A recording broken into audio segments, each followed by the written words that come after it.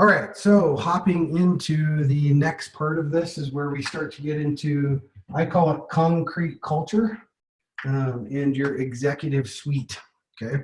Executive suite being your executive team, okay? Some of you, that executive team is you, okay? But if you're going to plan to grow and scale a business, then you should be planning this in parallel, even though you are small now, okay? So let's get started with, first of all, the B and maturity, okay? The one thing you have to be very careful of is that you don't find yourself strategically adrift, okay? What does that mean? That means that your processes, your procedures, you're like a shotgun blast. You're just adrift all over the place. You are the ship that is out in the sea going somewhere, but you do not know where that is. Okay.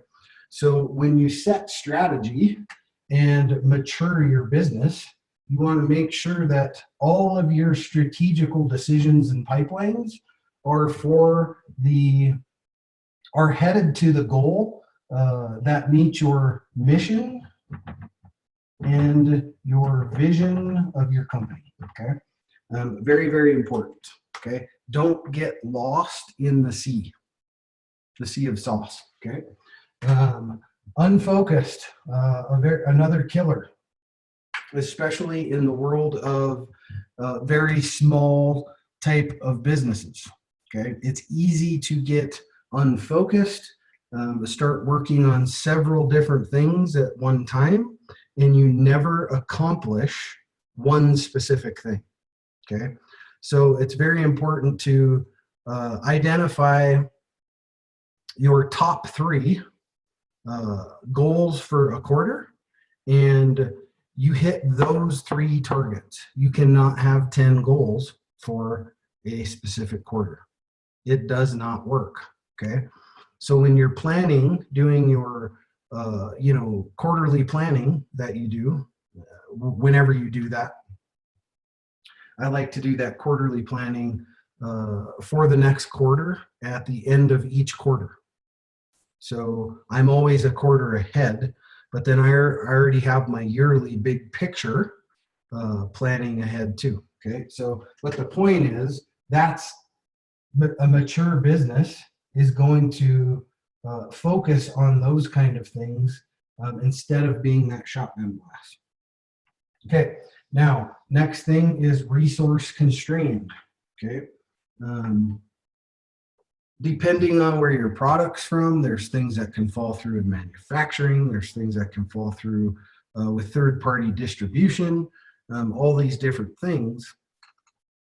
And the best way that you can always thwart this nightmare off for resources, always have as much control of your process. I'm not saying, don't outsource. You should outsource, but, have as much control over all those processes through that whole process, the sales process, the fulfillment process, the support process, all these different things.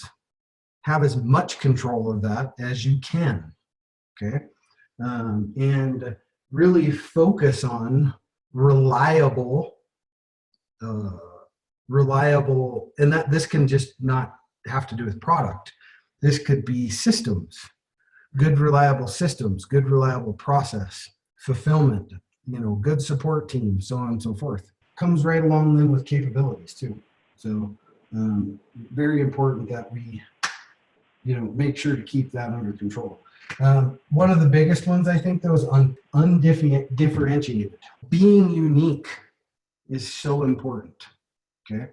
And I want to tell you about a little bit of the story behind my company and why it's done so well, okay? Just because I want to drive this unique USP thing home, okay? So my company is a consulting company, just like any other consulting company out there, like McKinsey, or any of those big consulting firms that come in and help businesses grow and scale. Okay. The difference is I have a very unique USP. And my unique USP is my company only makes money when I help company X make more money. Okay. So if I come into a company and I can't help that company grow and scale, I don't get paid. So talk about low risk, right? For a company, very, very low risk. Okay. But that's a very unique USP. And that USP has in turn really pissed off a lot of the big consulting firms. Okay. Because they're on the pay up front model. I'm not. I'm on a proofs in the pudding model. Okay. But that's a very unique USP. And to my knowledge, I'm the only one in the world that does it that way. So that's pretty unique. So figure that out. That's something you have to put some time into to make sure you're a little different than the next business. Okay. And sometimes it can just be something wild and crazy. That's great. Make it something wild and crazy. Wild and crazy is even better because that gets people's attention. Okay. And that's why this model in my own company, a lot of industry leaders that I knew were all like, man, you're nuts. Why would you do that?